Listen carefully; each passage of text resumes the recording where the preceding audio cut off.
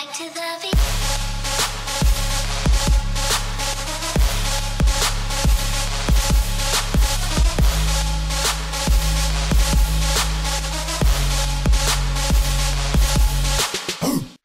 Hey, what's going on, guys? It's Josh, or Ultimate Team Nation here, and today we got another video for you guys, and it's going to be the AFC rankings for the teams, actually. So, I'm assuming last few days left, they're going to be releasing by division. So, there are 4 divisions in each conference, so that's 8. Select over the next 8 days, which will take us to middle of next week, which still leaves about a not a 2-week gap, but about almost a 2-week gap, like 12 days.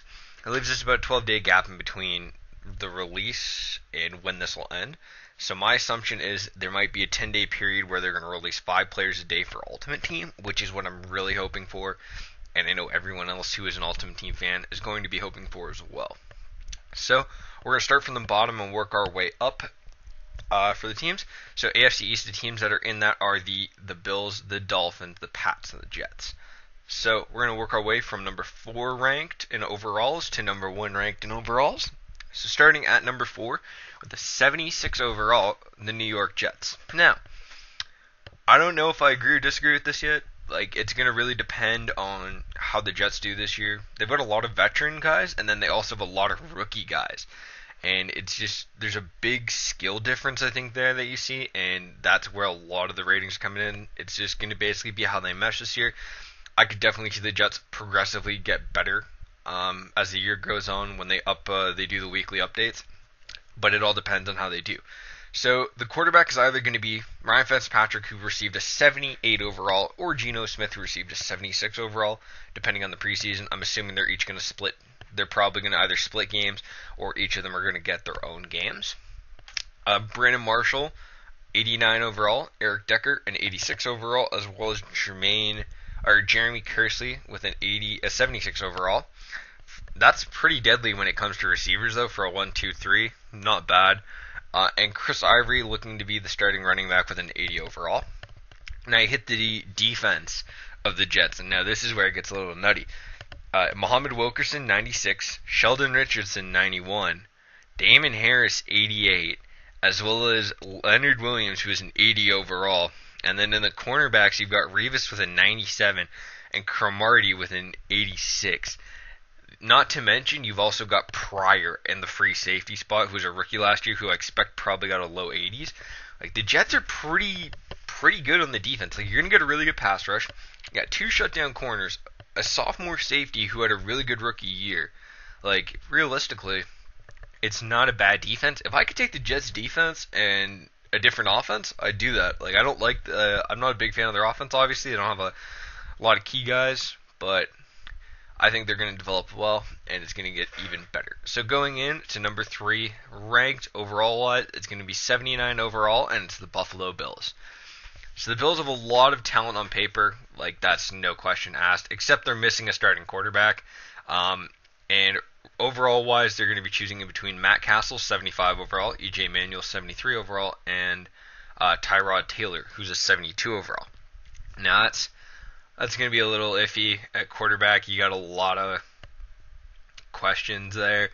But when you go out to the outside, you're going to have Sammy Watkins, who will probably be a low 80s, as well as Percy Harvin, who will probably be in the low 80s. LaShawn McCoy is an 88 overall halfback, and Charles Clay is going to be an 86 overall tight end. So realistically, you can't go wrong there. That's a pretty solid offense, excluding the quarterback. If you're using them in Connected Franchise, you could definitely look at trading for a quarterback and going from there. Now, another great defense in the Buffalo Bills. They're going to be featuring Marcel Darius and Kyle Williams, the 2 strongest, some of the best 2 combo D tackles in the league, with Darius pulling in a 94 and Kyle Williams with a 93. Also on the outside, you've got Stephon Gilmore with an 86 overall and Corey Graham an 84 overall, and McKelvin with an 80 overall. Those are their starting corners, and that's pretty good, actually.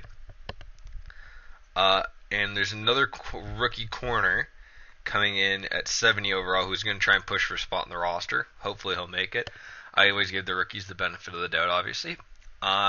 Bills be an interesting team to use because they don't have a quarterback. So if I was thinking, they would definitely be a team I'd consider to do a connected franchise with because you're missing some key spots. Do you want to wait those years and use your draft picks to find a franchise quarterback, or do you want to trade for someone like one of the better backup quarterbacks in the league, or even trade for a starting quarterback and go from there? So, coming in at number 2, it's pretty easy to guess. It's going to be the Miami Dolphins, ranking in at an 81 overall. So the Dolphins fell just short of the playoffs for the last 2 years, and it's going to also be interesting to see how they do this year. You've got a veteran in Greg Jennings at wide receiver, who's going to get an 81 overall, as well as you've got Kenny Stills. His overall isn't given here, unfortunately. You've also got Devontae Parker, who they took in the first round, who has a 76 overall. Now, Tannehill is going to be pulling in 85 overall, obvious starting quarterback there, as well as Jordan Cameron, who played for the Browns last year but is now down playing for Miami, has an 84 overall. And Lamar Miller, the halfback, making his return, is going to be pulling in an 84 overall as well. Now, it's pretty well-rounded. You don't have a stud wide receiver, obviously. It's the only thing this offense is really missing. I know their offensive line is good. Depth at wide receiver, definitely good options down the road. Now, hopping onto the defense, this is where, once again, it gets a little nutty. The AFC East have some of the best defenses in the league and some of those big players.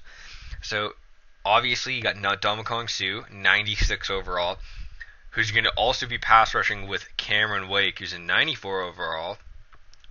Like, I feel bad for the offensive lines that have to go up against the Dolphins this year. Like, that's going to be hard, especially for teams in that division. Brent Grimes is looking at an 87 overall. Good lockdown corner for a number 1 corner. As well as there's just a couple of others ranking in between 76 overall and 72 overall. So, you're not really getting a lot of depth at corner like the Bills have, but you have a stud corner as well as a stud defensive line. You could be looking at possibly adding a linebacker. I know their safeties are pretty good as well. So, and there's only one team left. Hey, it's how it goes. It's the Patriots, ranking a 91 overall. Now, I'm not going to go and say, like, oh, they don't deserve this. They shouldn't even have won the Super Bowl last year. Get into that crap. Like, this is a video game. Their players on their team are some of the best that are in the league right now, and you can't argue that. Rob Gronkowski with a 99 overall. If you try and argue that there's a better tight end in the league with you, I will hear your argument, but your argument is wrong. Obviously, you're either a Seahawks or a Saints fan because you're going to argue for Jimmy Graham is better, or you're a fan of someone in the division, or you just hate the Patriots. But Gronkowski is currently the best tight end in the league. Tom Brady, yeah, he might be a cheater. Still a great quarterback, and he's a 97 overall. So that's a pretty good combo right there. Like, one of the highest ranking quarterbacks and the number 1 tight end.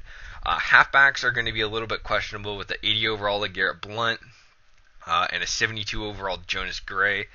But Julian Edelman is going to be 89 overall. Brandon LaFell is going to be 83, and Amendola is going to be 79. So those are some pretty good wide receivers and pretty good targets for Tom Brady to be targeting this year. You're going to be maybe wanting to look for a starting halfback over LeGarrette Blount. LeGarrette Blount is not an every down back, so it's going to be interesting to see what you want to do with that. But now, another great defense in the Patriots.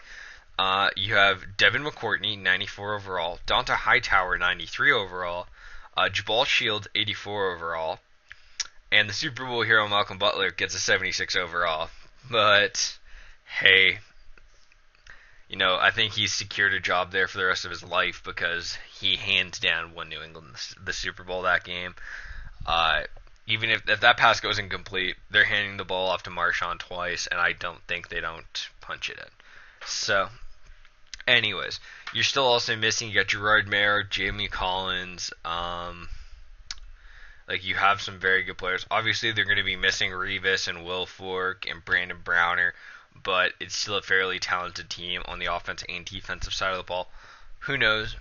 These guys might shift around a lot this year. It really depends, once again, on how the teams are going to play realistically, because these are going to change week by week. So that's all I've got for you guys today. Hopefully you enjoyed the video. A little bit longer than I thought it'd be.